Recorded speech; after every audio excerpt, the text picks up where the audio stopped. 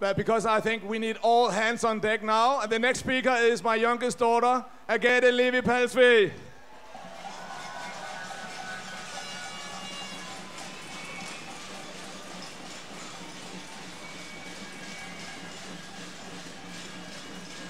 Hello, Copenhagen! My name is Agathe Levi Palsvig, and I'm fighting for you.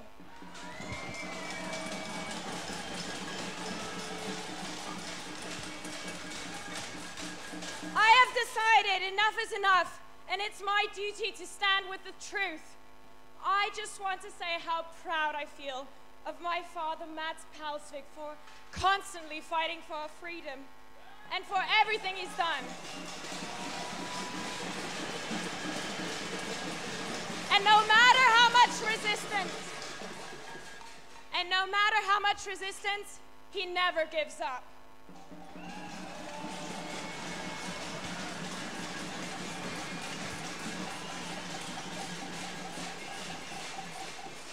Today will go down in history as one of the greatest demonstrations for freedom. If we want freedom, we must first dare to believe in truth, speak it, and live in the direction it requires. The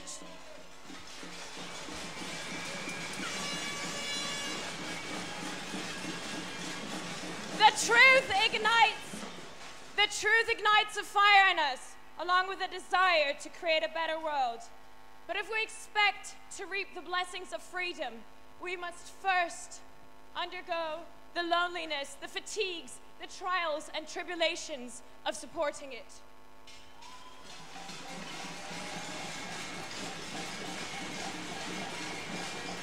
We are the minority until we become the majority.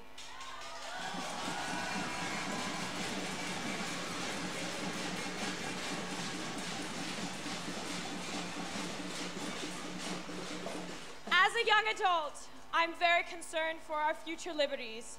The world is moving now with a tortured tension from decade to decade towards a catastrophe. As we stand here today, our fundamental freedoms are under attack. And day after day, those attacks increase, becoming even more relentless and cunning. We should not be in doubt of what our freedoms are. Freedom of speech and our freedom of press, our freedom of religion and worship, our freedom of assembly and the right of petition. Under attack is the right of men to be secure in their homes and free from unreasonable search and seizure.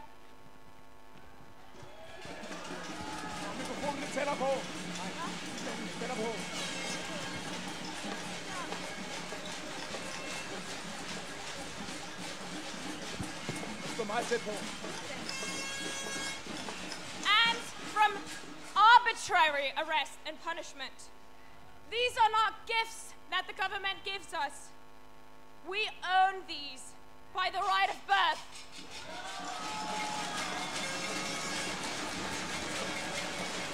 Thank you. An outrageous amount of laws have been passed secretly around the world to slowly take these freedoms away from us. We've seen this play out in history before, and we know where it ends. How much freedom are we going to give up before we wake up?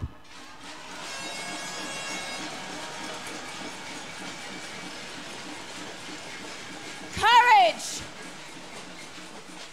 Courage, my friends, is the cure, because he who is courageous has the potential to be free.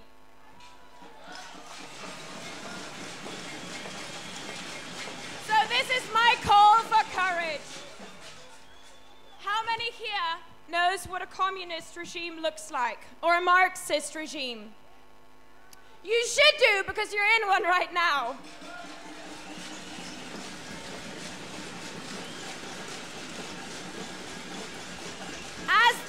As the new epidemic law proposed, the government wants to force us to get the vaccine.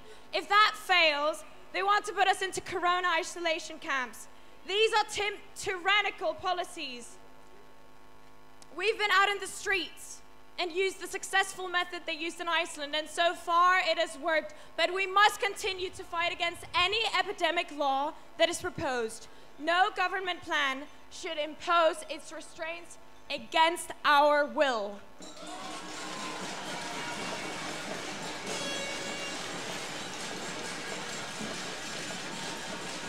Not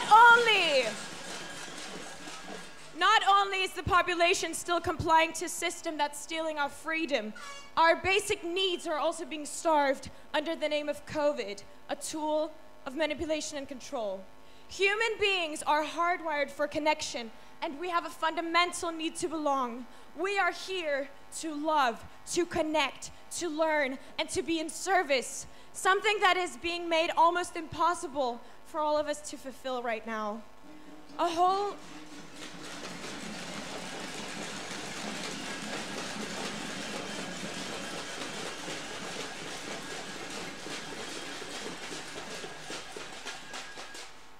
generation is already lost. People are suffering, fighting, taking their lives. The cost for humanity breaks my heart every single day.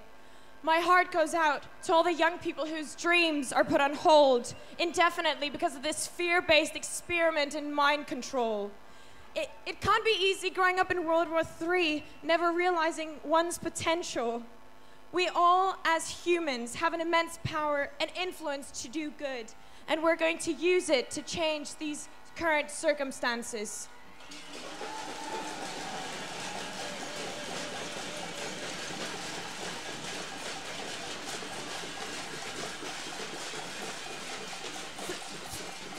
Throughout my time working with children, I've seen them curious and wanting to connect with other people. And I've also seen children confused and sad when they can't.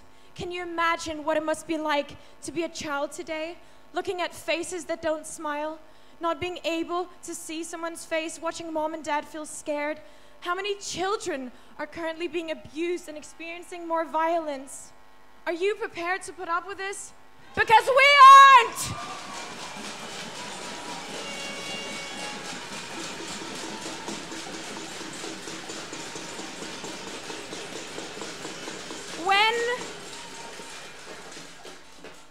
When we look at people wearing masks, not only do we experience alienation, we also see a neutral face which activates our stress hormones because we can't decode them. It generates anxiety for babies seeing a mother with a neutral face, and it impairs their growth in the mirror neurons, which are essential to form to be able to feel empathy. What do you think a child without empathy grows up to be?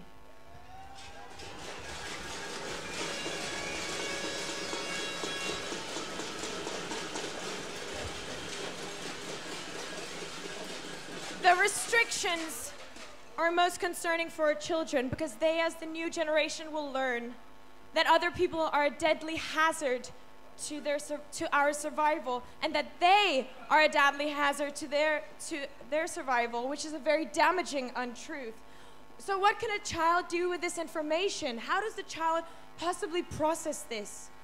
If our children don't build a safe attachment to the people and trust the world during these critical growth periods, it can have terrible consequences and lead to all types of psychological illness. Because neurons that wire together fire together and keep on firing together. And the decisions they make now will, for better or ill, lead to the decisions they make later. In psychiatry, we already see an extreme increase in anxiety disorders. And our children will be parents as well. So it's truly the history of the world we're up against right now. It's biblical times, and it's all in there. Look up Jeremiah 51:54 and Ezekiel 39. We are all being split from one another while being portrayed as an object of danger for each other. This is not just a war, but a spiritual battle defining for mankind.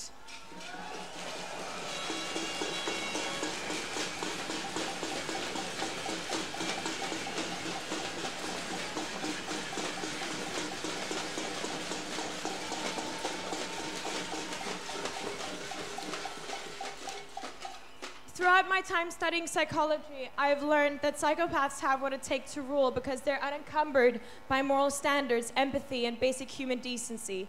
They are attracted to these high positions in commerce and government because they crave power and the accountability these positions afford them. These people can overrule other people that initially had good intentions, But when a dopamine-filled desire for power takes over, some can find themselves being part of things they never thought they would. And this is the inhumanity and the structures that we're up against right now.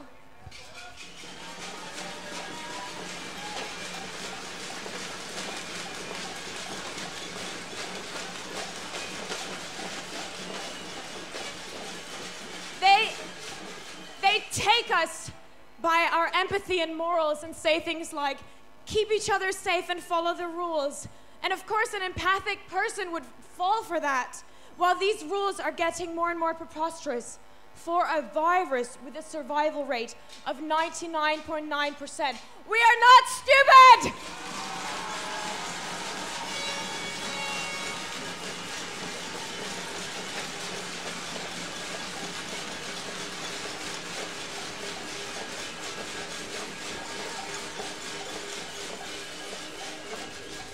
A recent study has predicted that the estimated life years due to lockdown are more than 10 times as deadly as the pandemic itself. The ultimate question still stands: what kind of life will we have? Will we as humans, as all humans, have the life that we truly deserve? A free life. A powerful life, a life full of mission and passion and purpose and love and connection.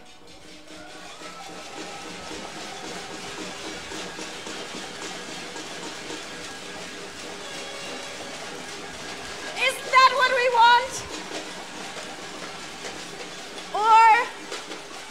Or will we settle for the life that is handed to us, a life of control, suppression, and manipulation? What they call a new normal. We cannot play Russian roulette with our future.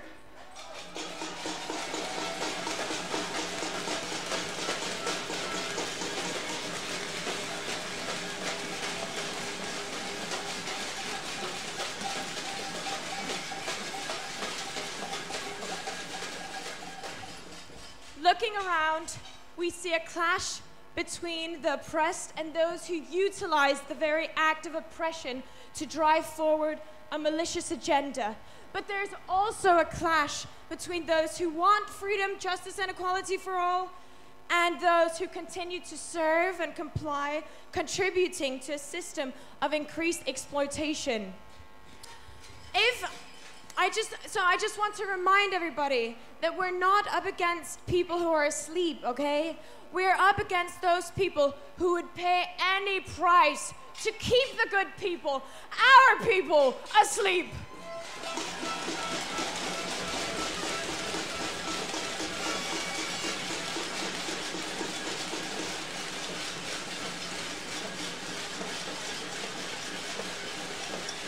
The world closes, then opens again, just to give a faint glimmer of hope. But freedom's taken, then closes again, even more freedom's taken. And so it continues. The only thing crueler than a cage so small that a bird can't fly is a cage so large that a bird thinks it is free. As human beings, we get so comfortable in our habits. When we don't move, we don't notice our chains. It's first when it's too late, when too many laws have been passed and we try to break out, that we need strength. But at that point, we're too weak to fly, so we must fight while we have the strength.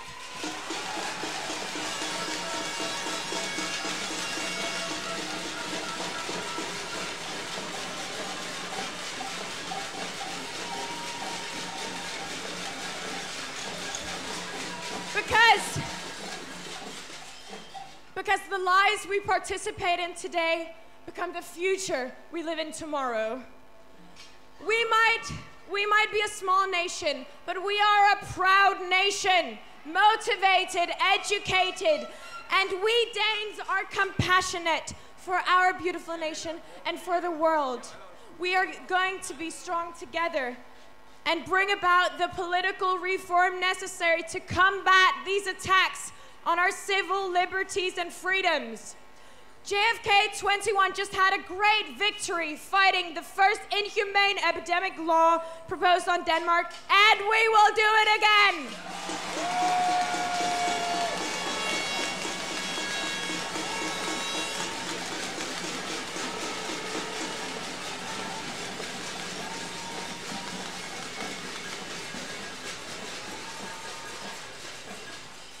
must start here at home, and as a positive influence on the world, we can influence other great nations. So I'd say it's better to speak your truth, resist giving your freedom away, and start your own endeavor than to serve a destructive and tyrannical system and give up on your soul's longing for a better world.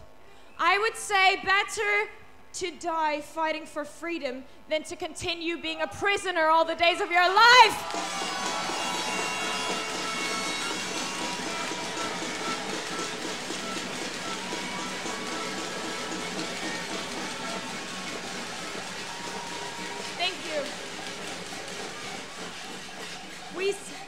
We simply cannot lose each other, for we are human and we crave humanity.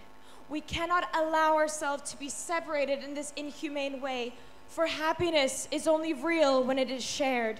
We must unite and stand together, not only for ourselves, but also for the future of humanity, and even more immediately, for the future of our children.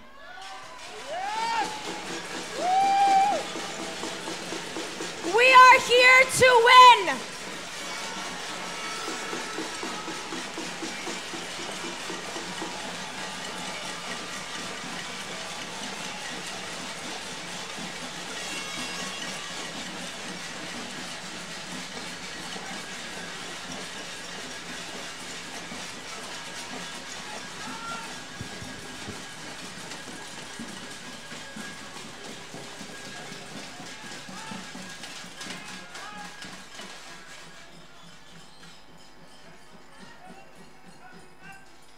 Ja,